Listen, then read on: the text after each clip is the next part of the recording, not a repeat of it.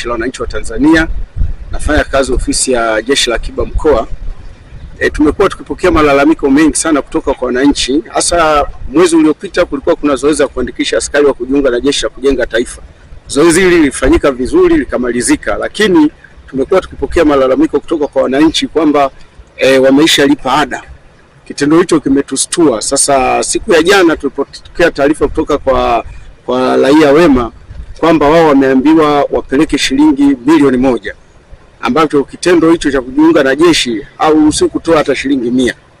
Sasa tukaweka mtego ili kuweza kumkamata huyu bwana aliyekuwa anaomba raia pesa. Kwa hiyo kwa siku ya leo aliwapigia simu asubuhi, akawaambia wakutane maeneo ya Msufini sokoni. Vijana hao walikuja wakatoa taarifa hapa ofisini, tumekwenda. Huyu bwana akabadilisha location, akasema wakutane mgawa mmoja unaitwa Kwetu Pazuri. Hao wakanipa taarifa, afande, tumeambiwa tukutane Kwetu Pazuri na wewe bwana. Nilivyokwenda mimi, huyu bwana aliponiona akakimbia, nikamkimbiza nikamkamata.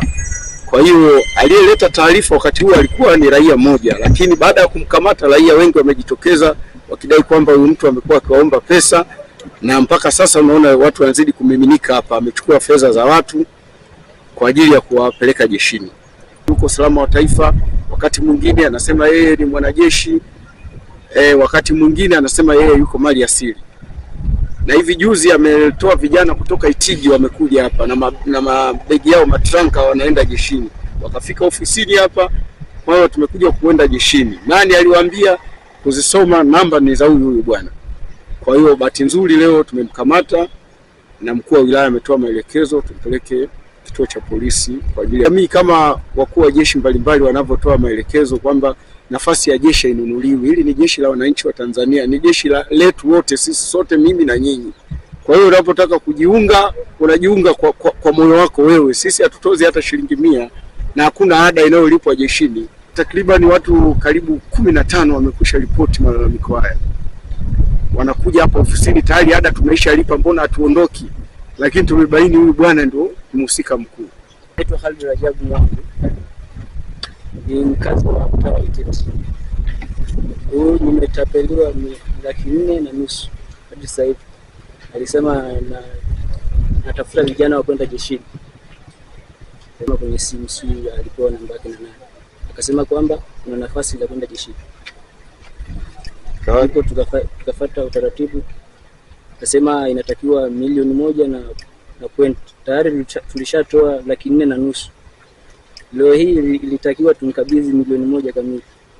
Ni kwamba kuna vijana kadhaa mtaani wanasadikika kwamba wameenda huko jeshini, na kweli hawako mtaani sasa hivi.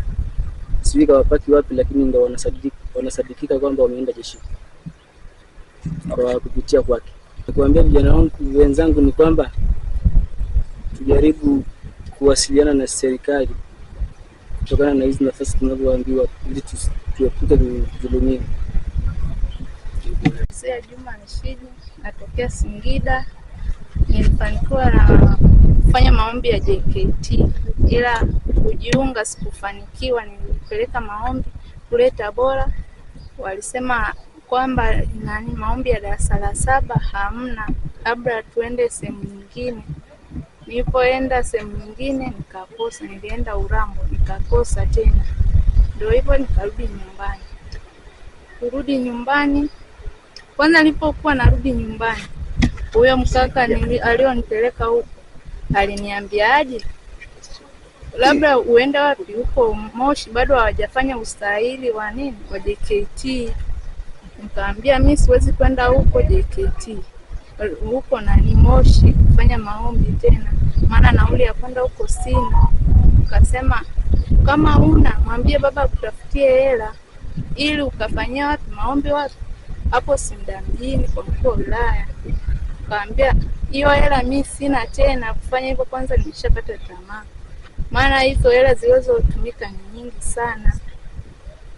Kwa hiyo siwezi kuendelea tena, labda hadi mwezi wa 9 nafasi zikitoka nikifanikiwa naenda. Kwa hiyo huyo jamaa alikupataje sasa? Mimi kuna mtu aliniunganisha na huyo mkaka, alisema alimfanyia hadi kaenda wapi Suma, akawa na nani Suma, akafanya mafunzo ya Suma. Baada ya kufanya mafunzo ya Suma akapewa kazi ya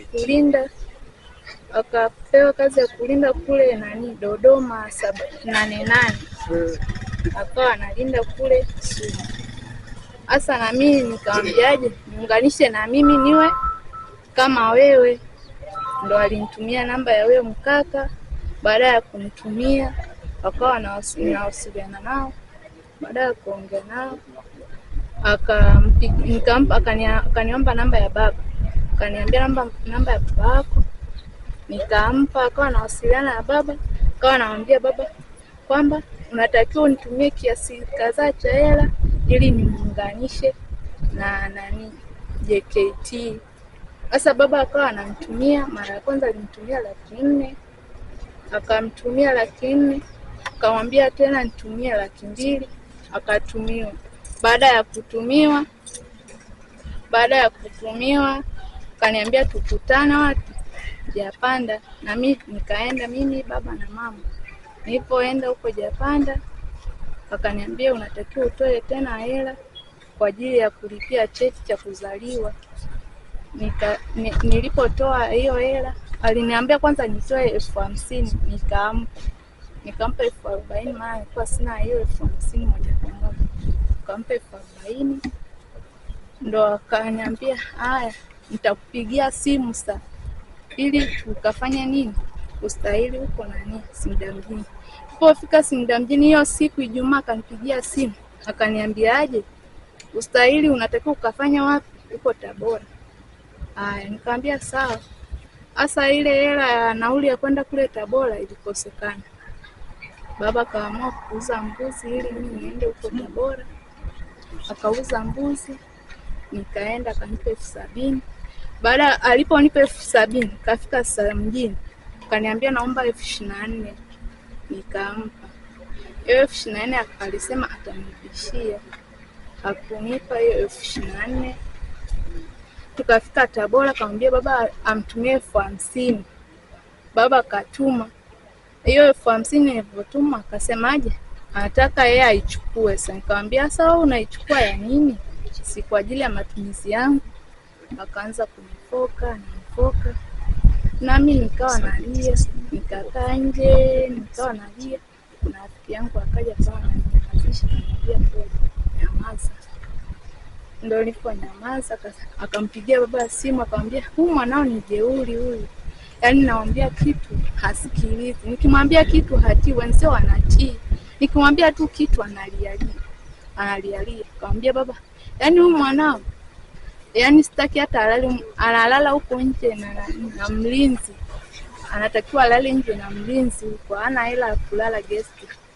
Baba akamwambia basi mpelekee simu niongee na huyo mlinzi na huyo mdada wa nani wa guest. Huyo mdada akapelekewa simu, akaongea na baba na mimi nikaongea naye. Akamwambia kwamba hela yako asubuhi nitatumia, nitakupa. Akasema haya. Nikalala hapo. Tulipoamka asubuhi tukaondoka zetu kufanya usaili huko Tabora kwa mkoa wa wilaya. Nilifanya usaili la walisema nafasi za darasa la 7. Kisa kutoa rushwa ni adui wa haki na hamna kazi yoyote ambayo utapewa kisa umelipa. Hizi nafasi huwa zinatangazwa na sehemu pekee labda waje hapa ofisi ya mkuu wa wilaya Singida ndo watakutana na hayo matangazo. Waache janja na hizi njia za shortcut ambazo ndo zinafanya tunaumia kama hivi.